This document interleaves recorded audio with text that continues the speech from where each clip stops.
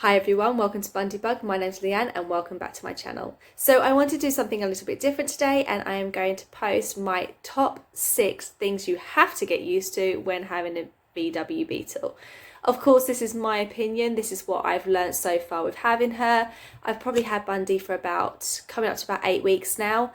So I have learned quite a bit about her and things I like and things I don't like. And if you are considering getting one, especially being a female driver, there are things that you have to know and get used to. And some of these things on my list, no one told me or even warned me about. So I'm going to spend the time today and let you in on a few little secrets. So at number 6, we have the attention. If you have a VW Beetle, you are going to get attention. If you don't like people, suck it up. You are going to get attention. Everybody knows somebody who's had a VW Beetle, or they've had a VW Beetle, or they want a VW Beetle. Literally, it goes in that order. The stories I've heard from people about how they've bought them when they were younger for 400 quid and then completely destroyed them and regretted it because they'll be worth a fortune now, and how their parents had one for years. It's amazing. It seems like these cars really impact people's lives, and they remember them, everything, the smell, the way they run, the noises. You are going to get attention, and people are going to want to talk to you about your car, and they're going to want to know how long you've had it and what engine size it is, and just generally just have a nice conversation. Personally, I don't mind the attention. I'm so smitten and so proud of having her that it doesn't really bother me talking to people. But if you're not a person who kind of likes a lot of attention and likes talking to strangers, then yeah, you might not like this side of it. But for me, it comes in at number 6. To be quite honest, I enjoy it. I'm not going to lie, I do. I was in the city the other week and I was driving down Old Town, and a man ran past me and he goes, "Beep your horn." He's going like this, and I'm thinking, what on earth is he doing? Bearing in mind, right in front of me, there's a brand new BMW wrapped in this beautiful chrome vinyl. I'm thinking, is he talking to me? Is he talking to them? And I stopped at the traffic light and he ran past me. He's going, and then really loud, he goes, "Beep your horn." And all I could shout out the window was, "I can't, it doesn't work." And he looked at me and just started laughing, he just rolled his eyes, gave me a bit of a nod and went, "Yeah, I love it," and then walked away. And it was just so good because there was this brand new BMW in front of me with this vinyl wrap on it, which could probably cost him an absolute fortune. And yet this bloke is hollering at me in my ratty-tatty 1969 Beetle. Like, honestly, it's just amazing. So yeah, that comes in at number 6. So if you don't like attention, you're going to have to think about that before you get one.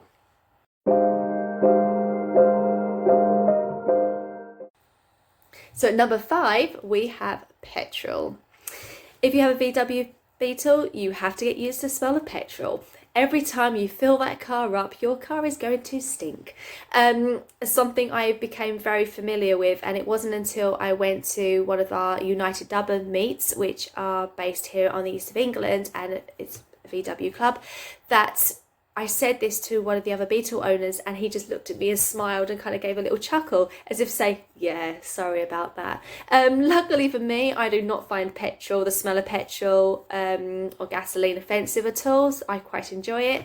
But that is one thing you really notice when filling up petrol. It doesn't matter how much you put in, it stinks, and it really washes through to the driver's side, and your car is going to smell of it for the first couple of runs. So if you don't like petrol, again, that's one thing you just kind of got to get used to and just deal with.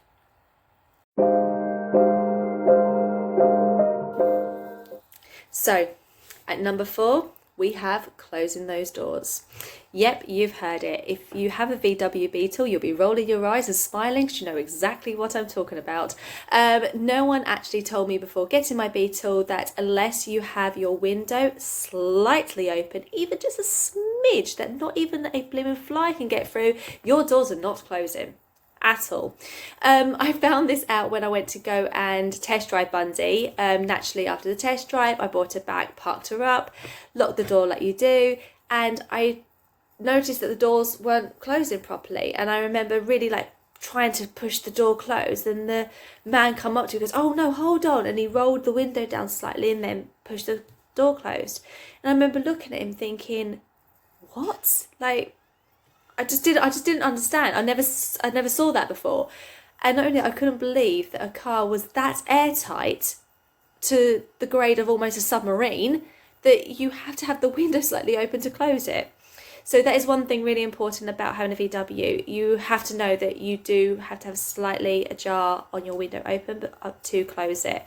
Literally, it is ajar. It's a smidge on my VW Beetle. I don't know if anyone's is different, so that will be really interesting to find out. So I don't know if anyone who's watching, if their Beetle, if they have to have so much of a gap or so much air in the Beetle before the doors close.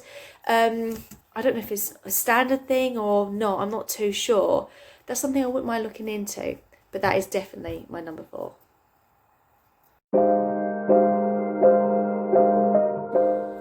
So at number 3, although it was very close to getting to number 2, is of course the VW Money Pit. I put this at number 3 because so far this hasn't majorly affected me. Bundy hasn't completely destroyed my bank account. It's only been slight wear and tear that's needed doing on her and daily odd jobs, obviously, as you know, like the oil change, the rubber seal and things like that. I haven't experienced any of those real hefty price tag repairs.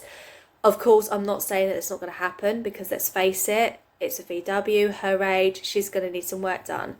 But I do like how VWs have got the nickname VW Money Pit because everyone knows if you're going to get a classic VW, you're going to lose money. You may get it back in the long run, but it does cost a lot to repair them. In some respects, though, I do think people refer to them as money pits because they don't like to budget. You know, okay, yes, the job may be expensive, but it's because people have so much pride and so much love in their cars. They're not just going to get any bog standard Joe to do the repair. They're going to want to make sure it's done properly. And I think this is where the money pit side of it comes in.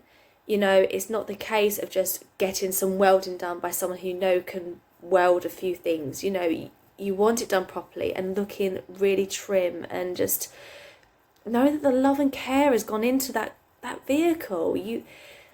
Anyone knows that when you're in the VW community and when you go to these events, the love people have for their cars, the time, the money they spend on it is immense, you know. So for me, although the VW price tag and everything that comes with it is a big deal, I haven't really experienced that yet. And to be honest, I don't think it should be down at number 2 or number 1 because when you buy a car like this and you buy something that needs restoring, you know what you're getting into. You can't buy a product and go, oh, I didn't realise it was going to cost me that. If that's the case, then you haven't researched these vehicles at all. And also, you haven't researched the car you bought. I was lucky. Bundy's not in that bad a shape, but obviously I do know some people that have obviously made a purchase and it's just been, well, I don't want to say they've gone in with rose-coloured glasses, but maybe certain people might have told them things that weren't exactly true about the car. So it's really mindful. You have to be really mindful about the money that you could possibly spend with these cars.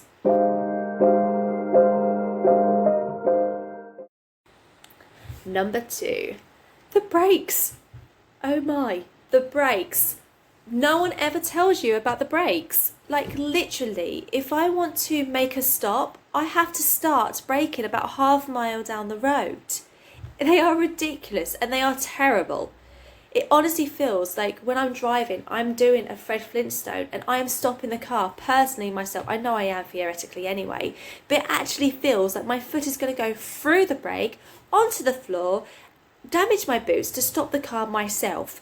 I know some people have obviously their brakes redone. I'm not. I've already decided this. I'm keeping mine as drums. I don't want to change it. When I got Bundy, I did say originally right from the beginning that I wanted to try and keep everything as as historically correct would be the term maybe to use on her. So I didn't want to change the brakes or get anything that was too flamboyant and new. If I can try and keep her as old school as possible, that's what I want. And yeah, the brakes. It's really funny though because Bundy's now my everyday car. I used to drive every day my VW T5, which obviously I love. But Bundy's now my everyday car, so I've got really used to having no power steering. I've got really used to having these brakes. I've got really used to having just nothing in her apart from four buttons, which 3 of them work. A steering wheel, a handbrake and a gear stick. But last night I had to go out in my T5, which I haven't driven in ages, and honestly, it was the weirdest experience ever because my brakes actually worked. I put my foot slowly on the brake and the van stopped straight away. And I was driving down the dual carriageway and I went to go round a roundabout, and instead of like really like getting ready to obviously, because it's rear drive, normally I had to really kind of give it some going around the roundabout with my van. Honestly, on my hand I was just like, driving around. It was so easy. It was ridiculous. So I am never ever taking for granted power steering. It is such a luxury. I have heard that some people actually add power steering onto their Beetles, which for me seems a little bit crazy. But that's your opinion. Sorry, that's my opinion. That's just what I think. Each their own. But yeah, the brakes, there's definitely something to be desired and definitely something to get used to. So if you do get a VW Beetle, please be mindful that if that car in front of you, if you think or psychic have a feeling it may be braking, brake about 10 seconds before that feeling and then you might get there in time. Just. Okay, so number one, top thing that you have to get used to about your VW. So this is really hard because I'm going to be really honest now. The other week, my husband and I visited our friends. They were only about 45 minutes down the road and we didn't come home till quite late. We didn't get home till about 9ish. It was the first time I've driven Bundy at night, and it was the first time since having her that I'd never wanted to drive her again. Honestly, it was horrible. The lights on them is not even worth it. You might as well have had candles. They're just pathetic. I knew the lights were bad anyway, but to that degree was actually quite scary to me. And I won't sit here and paint rose-coloured glasses and say, oh yeah, they were dim, but they were okay, you know, they're manageable. No, they're not. They're dangerous and they're blimmin' horrible actually. So much so that we went to an event recently. I am going to post a video up about that, a car event, and I made my husband leave early because I'm not driving home in the dark with those lights. Like, no way. Although the journey home was only 45 minutes, I remember praying 3 times to get me home safe. It was horrendous, and as I said a moment ago, it was the first time since owning Bundy that I generally felt as if I made a mistake and generally didn't want to drive her, which is horrible, and it was horrible. But I can't sit here and say that the lights are something that they're not. And anyone who has a VW Beetle and has driven it at night will tell you exactly the same thing. When I went to the recent car show, I was speaking to a gentleman in our club, a United Double Club, and I said to him about the lights, and he looked at me and he went, "You drove it at night?" You know, it's one of those things. Until you do it, you have no idea how bad they are. Like how they done it in the 60s, I have no idea. Like, yeah, I'm stuttering. I can't even comprehend them. It's ridiculous. So, although I've always said that I want to keep her historically correct, because she is my everyday car and I do use her for going out and coming home late and things like that, I am considering redoing my lights. I don't know how I'm going to go about that at the moment or what ones I'm going to get, but it's something I am very much considering. Not because of it's something I want to do, but it's something that needs to be done simply for my safety. The lights aren't bad. If I'm in a well-lit area, say for example a housing estate or a well-lit road, the lights aren't actually that bad. You can see they have good definition. They're nice warm lights. I prefer the warmer style lights to these bright white halogen lights anyway, or LED lights or whatever they're called. As you know, I'm not very car savvy. I have no idea what I'm talking about. I do like the warm glow of them, but they're just not bright enough. They really aren't. So something needs to give, and for the sake of my sanity and not sitting there nearly in tears driving home, I am going to have to think about redoing my lights. So yeah, that is definitely something to consider, and that was definitely the worst thing for me. But apart from that, yeah. So those are my top 6 things you have to get used to or know when you have a VW Beetle. Of course, this is my opinion and this is what I have experienced. This is no reflection on anyone else, and to be quite honest, you may have exactly the same things but completely different order. You find with VW Beetles, every owner's on exactly the same page with them anyway. A lot of the things I've said in this video go, yeah, I know, or yeah, or oh, yeah, actually, you know, a lot of people will recall different things. So yeah, I'm not regretting getting Bundy. Please, when I said about number 1 with the lights, don't think that I am, because I'm not.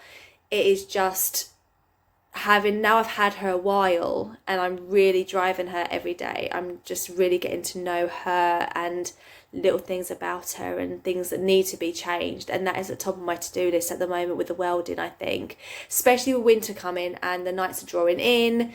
Obviously here in the UK it can get dark as early as about 4:30, 5 o'clock sometimes midwinter, so it's something I really need to consider, getting my lights sorted, and just making sure she's tip-top shape. So guys, that is my top 6. If you have anything different that you would add to the top 6 things that I need to know, or actually highlight something to me that I haven't told you about, please do.